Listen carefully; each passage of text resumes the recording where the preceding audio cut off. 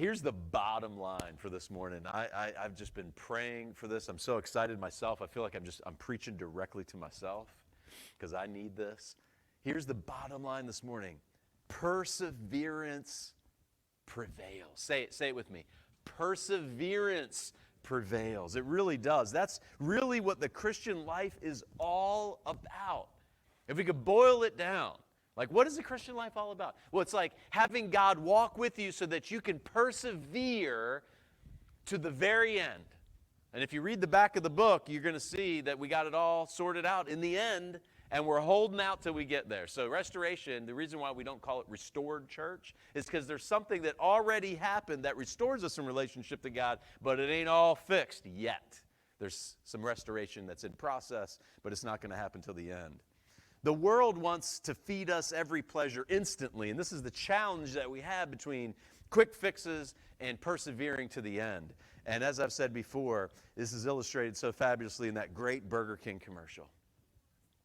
BK, have it your way. You rule! You know that commercial?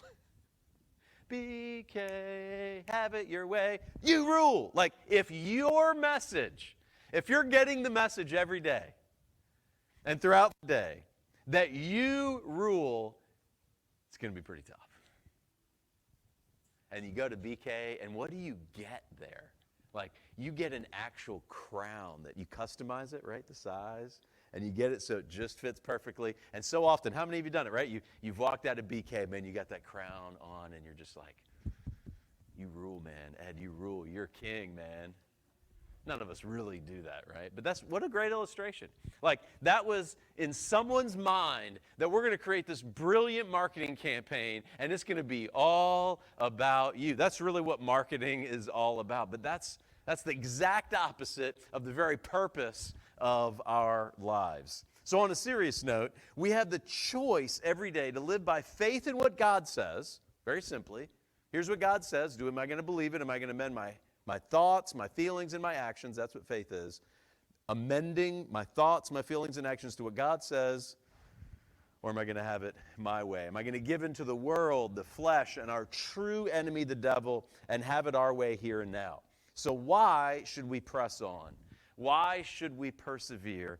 And what makes persevering worth it anyway? Is it really worth it?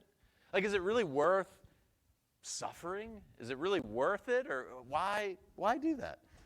I'm glad you asked. So let me give it right off the bat here and then try to prove it to you for the next 25 minutes or so, if I can. So here it is. It's worth persevering in our faith, not just giving in or giving up, because persevering prevails. Say that. Persevering prevails. It does. Like it works at the end of, just fill in the blank, at the end of my life, at the end of my career, at the end of my family, at the end of my marriage, which hopefully ends in death. It's perseverance that prevails. It's not pleasure. It's not success or having more of anything. At the end of the day, and at the end of ...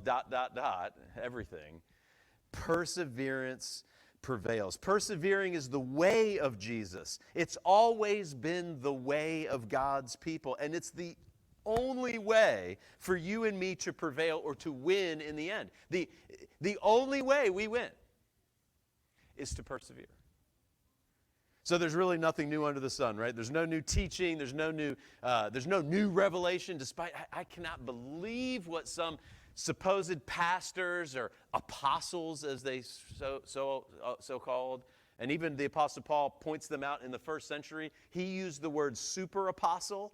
And he's like, don't be fooled by those super apostles. That's in the first century, so there's nothing new. For 2,000 years, there have been people who claim to be pastors and men and women of God who proclaim all kinds of things that are not the truth. And I've even heard from some of you and some people who have visited Restoration Church that there are churches even within proximity of here where they've gone in and heard just crazy things. But there's nothing new. There's no new trick to the Christian life. You're not going to hear something, oh, did you hear what my pastor said on Sunday? You're not going to hear that here. This morning, we're going to lean in and listen to what God says through James, and we're going to build, hopefully, a bit of a theology of perseverance. It's not going to be exhaustive, but I'm going to do my best. And James points us back to the prophets and specifically to Job.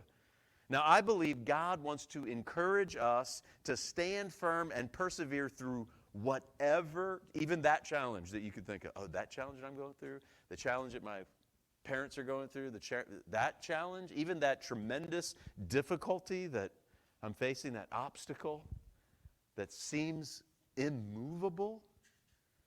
Whatever challenge we face, ultimately, knowing that God is full. Here's the ultimate reason why, and I'm going to unpack this. The ultimate reason, and this may not connect the dots for you, but the ultimate reason is because God is full of compassion and mercy. So whatever I'm going through, if I know God, and this God who knows me is full of compassion. This is like, some of you are moms, some of you are moms-to-be, some of you are grandmas. Some of you haven't had kids yet, but you have a mom. And your mom, your own family may or may not have been a good example of this, but when you become a mom, the normal way this works, is mom has a thing called a mom sense. It's like a momometer. And it's this thing that a mom gets even before the baby comes. And it's just this heart thing. And God is described as having that toward his children. That is what mercy means. That's what the word means. It's this mom thing. Don't confuse God being feminine like a mom, but it's only described ultimately. It's not only described, but it's ultimately described as that thing that a mom, you know what I'm saying? That just that compassion, that care, that thing that moms will do anything. Moms will drive through a brick wall for their children, right? The care that a mom has, the concern that a mom has for her children. God has that in infinite measure toward all of his children. He's full of compassion and mercy, so therefore we can and ought to persevere to the end. So let's begin our feast in God's Word this morning and listen to what he has to say about perseverance prevailing. James 5:10.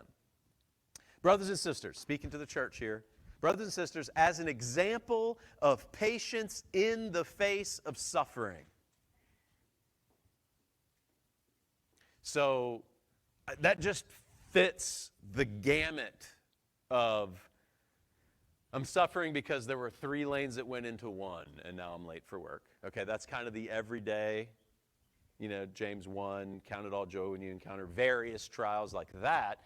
But that can be the suffering of infertility, which some of you know about, loss, losing a loved one, a dream that just got canceled. Do you ever have that happen where you gave yourself even for years and you're going, and then that dream just ends? Everything that's difficult could be under what James is saying when he says, as an example of patience in the face of suffering. It is a byproduct of knowing God that you would know both.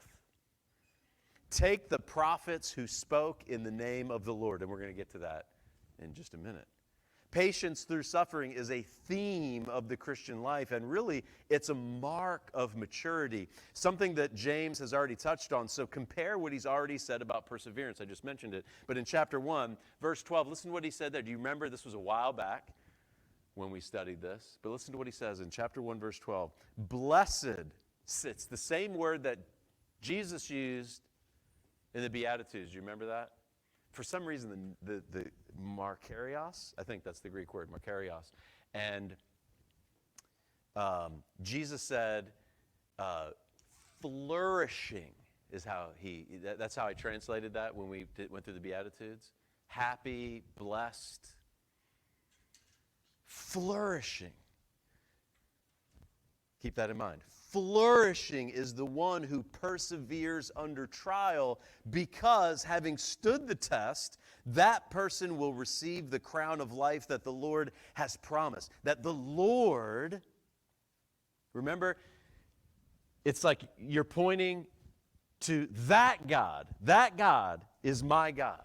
That God, that Lord, promised to those who love him. So you can argue with it. I didn't make it up, but this is what God has promised. Flourishing is the person, because perseverance prevails. Say it. And it's not like, well, I just make it. James is saying, just like Jesus, flourishing. And I think that it's appropriate to say you can't flourish outside of that. I'm not sure that I want to say that strongly, but I would almost say that it's kind of impossible in the Christian life to understand what it's like to flourish without suffering. Think about success. Like, we're a week away from Super Bowl Sunday. By the way, Super Bowl Sunday, it's not really a big deal here at Restoration Church, but we wear your jersey, if you have a favorite sports team. If you're not into football, but you're into soccer, let's say, wear a soccer jersey. Wear your old high school, bocce shirt, whatever. Come as you are, come as you want next week. Have some fun with it, Super Bowl Sunday, whatever that means to you. Don't be offended, To be an ultimate athlete, is it possible without suffering? I don't think so. I will never forget one of my best friends, actually two of my very close friends. I wasn't friends with them in high school, but after high school became very good friends because I wasn't a Christian. They were Christians. I knew who they were. I didn't really know them really well. But they were wrestlers, and I remember watching them do like wrestling practice and stuff and just thinking, I thought I was a pretty tough football player, and I was like, I don't want nothing to do with that. That is suffering, man. Anybody wrestle? Any wrestles? Yeah.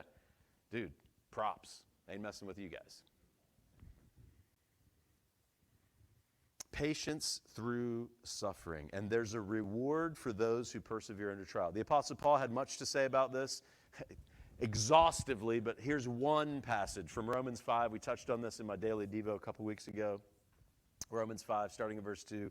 And we boast in the hope of the glory of God, significance of God, His glory, His importance. Not only so, but we also glory in our sufferings. We make it a big deal. That's what it means, right? We make it a big deal because we know something about what's going on. We know that suffering produces perseverance. So then how do we get perseverance? Again, when I think about success, successful athletes, business people, successful marriage, are there successful marriages? Can you be a successful parent? I guess. I don't know too many parents that I admire who haven't gone through difficulty. Do you think about your role models in marriage and parenting and business and athletics and life? It's almost without exception that they are the way they got to where they got to through suffering, through difficulty, through pain. And he says, we know that suffering produces perseverance, character. See, I think that's why, right? Someone who goes through difficulty and pain and they persevere through it, that suffering produces the perseverance that forms the character. And that's hopefully those are our role models, right? The people that are our role models, the people that we want to be like, the people that we want to be around, the people whose books we want to read, the people who we want to listen to are character people, and they didn't get there because their life was smooth. And we can all relate to that because how many of us would say, man, my life is just so smooth? I've shared with you before, as openly and vulnerably as I can, that there's been some suffering in our lives. There's been some challenges and difficulties, but Laura and I, for 21 years, we feel pretty fortunate. And then, sometimes I'm struggling with some difficulty, and then I go to some pastor's gathering, and I meet some other pastors, and I hear about what they're struggling with, and I'm like, oh, man, thank God for Restoration Church. Thank God for what I'm struggling with, because it's nothing compared to what this person's dealing with. In fact, I just had lunch. Some of you would know him, so I'm not going to say who it is, but a brother who's very close, friends with Restoration Church. Man, their maintenance person, they meet in a school, their maintenance person is pacing in the back, like,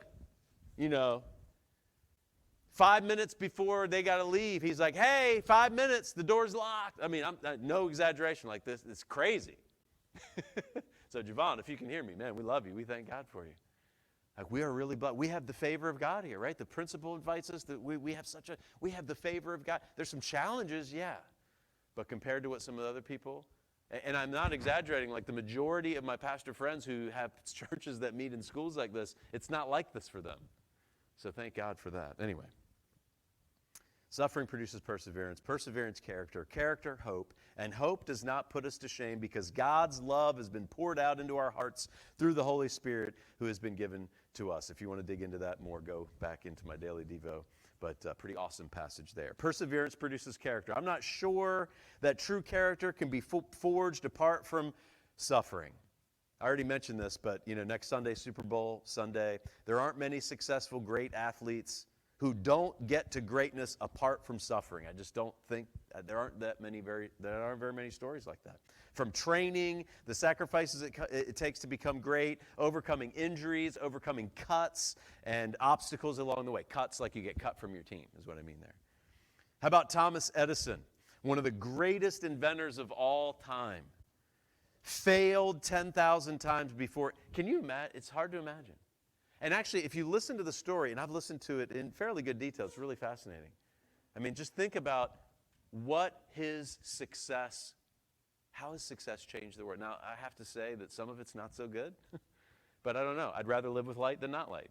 I don't know, right? He perfected the incandescent electric light bulb. Temporary defeat had him 10,000 times before he was crowned with success. In response to a question about his missteps, Edison once said, quote, "I have not failed 10,000 times. I've successfully found 10,000 ways that it will not work." Perseverance prevails. I would have given up long before. I don't have that patience for that. Wow. That's how much of our lives unfold, isn't it? Not with one success after breakthrough after another. It's usually one failure after another, one mistake after another, one dark night of the soul after another. I think Karen and I read a book. I think you finished it. I don't know. Tish Warren? I can't remember her last name. Prayers in the Night. And really, the whole book is about her suffering and then meeting with people in suffering. Amazing. I highly recommend that book. And she talks just about night after night after night after night, suffering, pain, all kinds of things I won't share with you. That's the way life is typical. In the midst of our sufferings, in the midst of the darkness and difficulty, it's crucial to remember what God says. It's easy to listen to the world and buy into its lies, which we are bombarded with day after day. Be interesting to see how the Super Bowl bombards us next with all kinds of lies. We'll be taking notes, right? That's why it's so important to be committed to a church home, a place where you can be reminded of and hear God's word regularly together with a church family that is on mission heading in the same direction together. Listen to the way the writer of Hebrews summed it up, Hebrews 10:36. You need to persevere so that when you have done the will of God, you will receive what he has promised. So then if you don't, you won't. Back to James, chapter 5, verse 11. James 5:11. James went on, as you know, we count as blessed those who have persevered.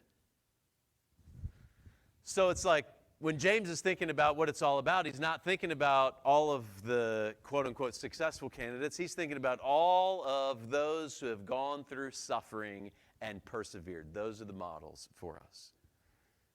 You have heard of Job's perseverance and have seen what the Lord finally brought about. Finally, when you persevere, that's what you can say. When you persevere in athletics and you've gone through pain, and it could be way worse than this, but church picnic 2019. Anybody there? Karen may have been there. I don't know. Anyway, you missed it, but we're there and we're kind of wrapping up the picnic. We'll have a picnic this year as well. And so, of course, it's kind of wrapping up, and my boys do what they want to do. They play some football. So, of course, Dad's going to go out and play some football. So, does Dad warm up? Does Dad act like he's 40-something? No. I'll just get out there. And now I don't want to cover Emmett, who at the time wasn't Emmett. He's like this. No, put me on Elijah. Of course I got Elijah. Of course I can handle it, And I get out there, and I don't even remember what all happened, but I felt okay till the next day.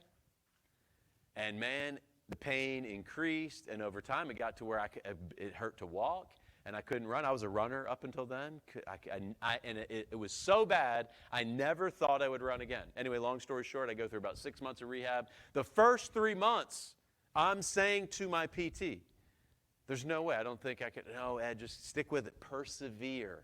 Stick with it. Stick with it. Here's what's happening. Just tried to explain it, whatever. Okay, but I'm defeated. I don't feel like I can do it. And 3 months later, I'm back to running and trained for a half marathon. It was great. And then I got old again. And then somewhere last August, I just pushed it too hard, tweaked it again. Same exact thing, only asked my wife. I told her, this is worse. It feels worse. I can't imagine that I'm going to run again. This is it. Like, I was glad that the same thing. Go back to the same PT. Dr. Paul, I don't know. I don't think. Oh, Ed, come on. Let's work with it. Stick with it. Persevere. And just yesterday, I texted my men's group, like it's my men's group, but I texted the men's group, because I want to have some accountability. Hey, guys, got in 6 miles, feeling good. Back to running, and I'm training for a marathon. How in the world can you do that if you don't persevere? Persevere.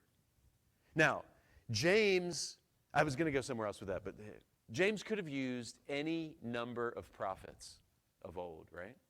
He could have used many other examples. Just read Hebrews 11. It's full of lots of examples, many of them you're familiar with. But Job stood out to James.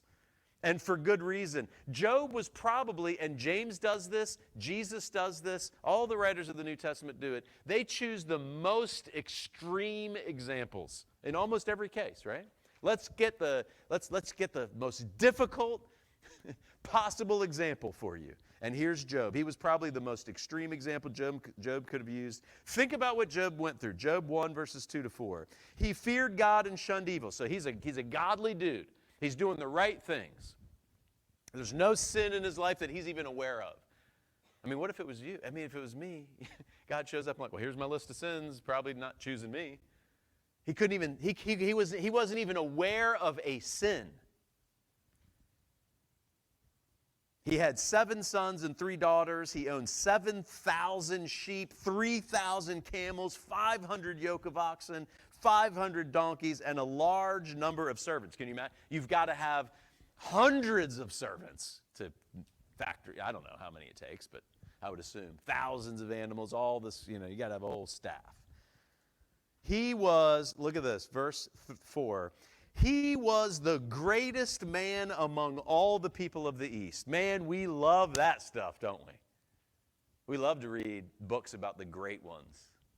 And man, Job was it. He was the man. He was one of the good guys. He feared God. He shunned evil. Job 1 goes on to describe the incredible suffering that this man faced. Verse 16, another messenger came and told him, the fire of God fell from the heavens and burned up the sheep and the servants, and I'm the only one who has escaped to tell you. His day was not going very well. Verse 17, while he was still speaking, another messenger came and said, the Chaldeans formed 3 raiding parties and swept down on your camels and made off with them. They put the servants to the sword, and I'm the only one who has escaped to tell you.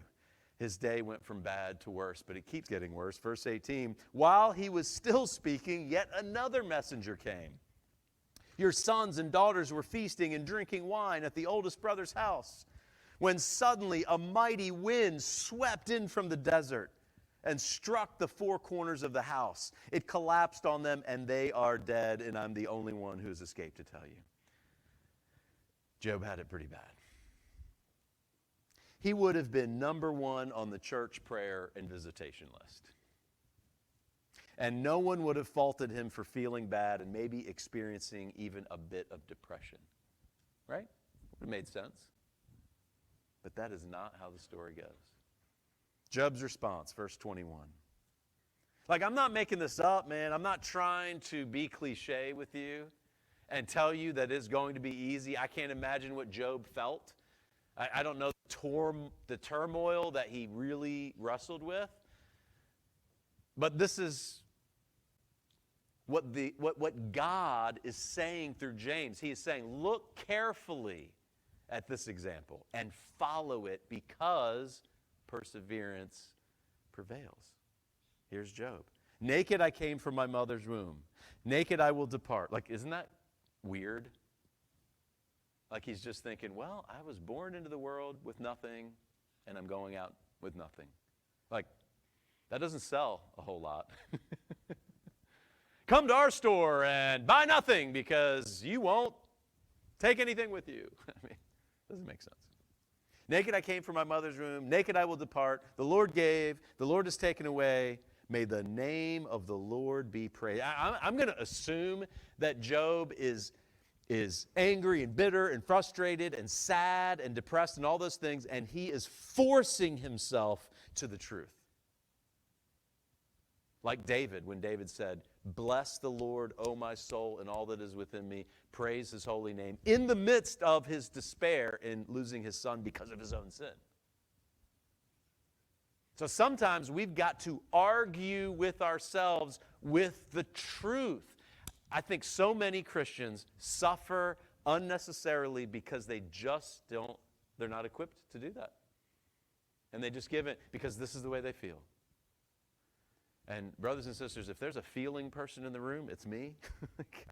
Some people are not. Some people are, just even, sturdy people. I need those people around me because Pastor Ed is not like that.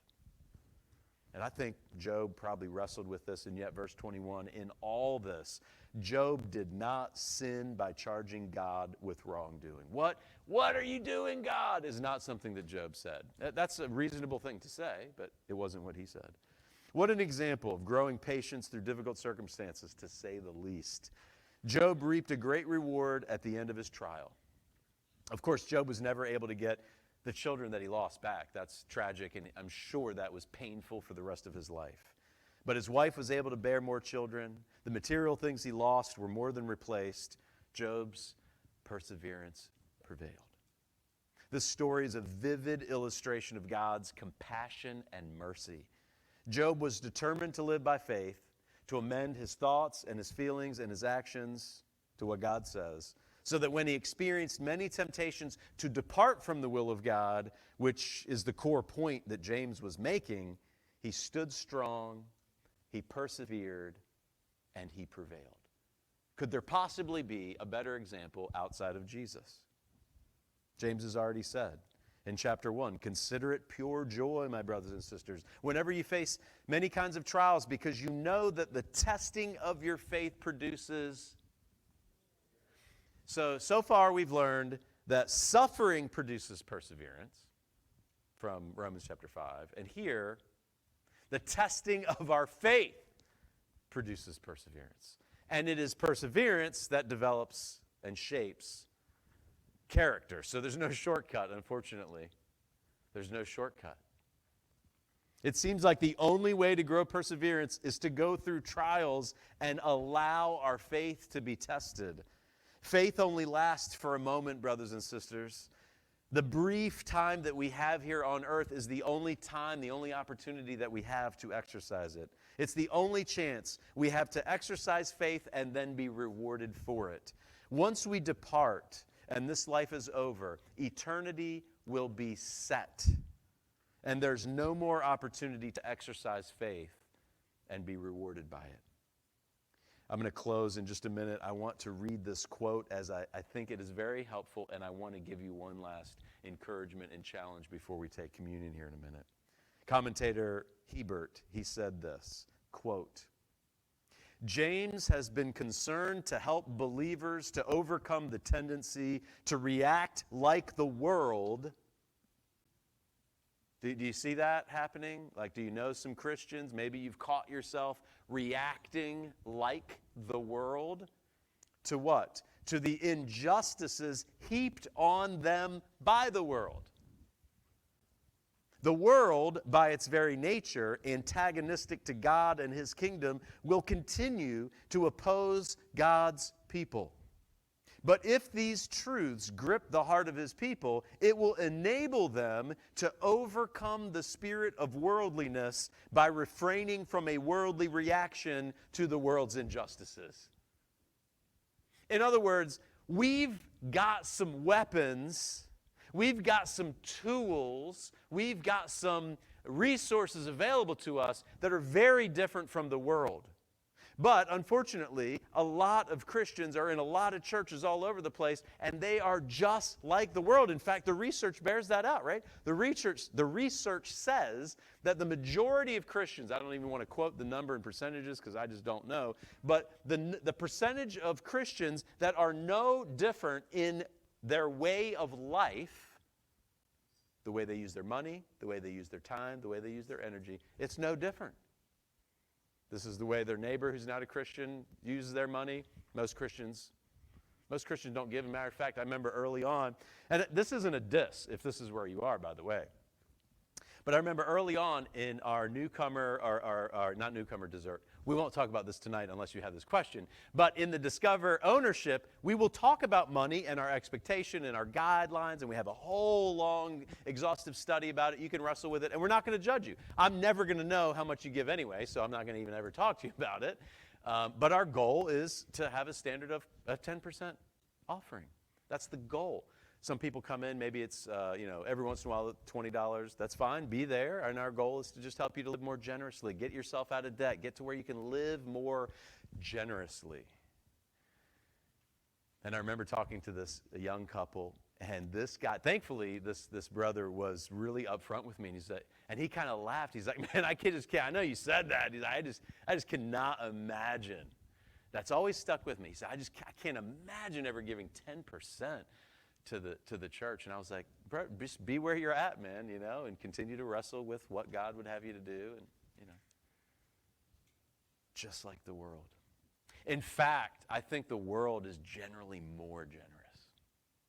Do you know that in the majority of churches, 80%, it's probably more than this is kind of a little bit of an old statistic, but generally, this was about 5 or 6 years ago, I can't remember, 80% of church finances are funded by 20 or less percent of the people. That's generally true. That's been true mostly in my experience. And that 20% is usually not the people that you would think could do it. It's just people that are living generously. It's not meant, again, I'm not saying any of that to make anyone feel guilty. We are a generous church. I thank God for the generosity of Restoration Church. The point is back to this quote. We should be responding to suffering and difficulty and trials very differently than the world. My brothers and sisters, we are uncommon people. Now think about this.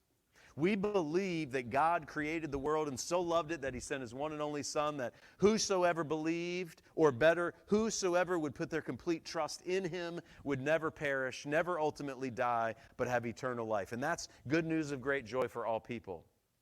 It's uncommon to embrace that, right? Most people aren't going to embrace that. Most people aren't going to give themselves to follow Jesus. But let's not just be uncommon in that sense. Jesus said we'd be uncommon. Let's be uncommon among the uncommon.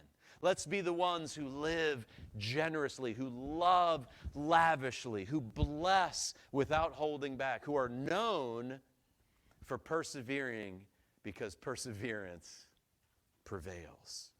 And what good news offers is a way of life and walk with God, a Jesus-centered way of life. When Jesus is at the center, everything else falls into its proper perspective, doesn't it? Including trials and suffering, which requires perseverance. So if you are suffering this morning, I can't promise that everything is just going to be okay. That's not the point of this, and you didn't hear any promise that says that. I can't tell you that God is going to make it all better, but what I can promise you is this, that God knows what you're going through, of course. That God has provided a church family to walk with you through the suffering, which is his presence in the flesh. And from the beginning of this church, as we decided to name it Restoration, we found some broken people that God brought into our midst, and many of you were broken when you came in, and God has used all kinds of various means and ways to bring some healing and make a difference in your life, and maybe you're still along that spectrum of brokenness and whatever. God has used some tremendous difficulties through other people in the church to teach me, what does it look like to love someone that's going through that? So I've learned a tremendous amount through suffering.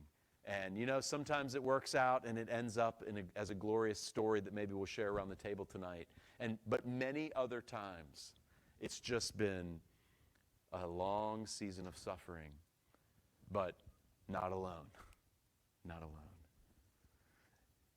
The more we persevere through the suffering, the more we will prevail in the end. And the end of our suffering will be at one of two times. When God decides to remove it here on earth, or when he removes it at the end of our lives. In either case, it is perseverance that prevails. And we say it all the time. I'll close with this. It's okay to struggle, as Karen said, but it's not okay to struggle alone.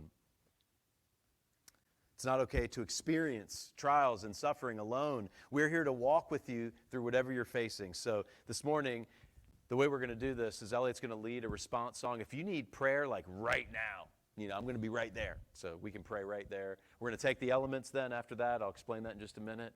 And then after our service ends, I know we're going a little bit longer here during Communion Sunday. If you need prayer, I'll be here. Karen I'm sure she'll pray with you. Elliot would pray with you. Laura's over there. Amir's in the back, our treasurer. If you haven't met Amir, by the way, this is Amir, the Amir that we talk about. He's back there. He probably doesn't want me to point him out. But if you have questions about money stuff, he's a great person to talk to. Thank God for you, Amir. Let's pray, and then if you need prayer now, we'll pray for you. Otherwise, prepare yourself through the song for communion.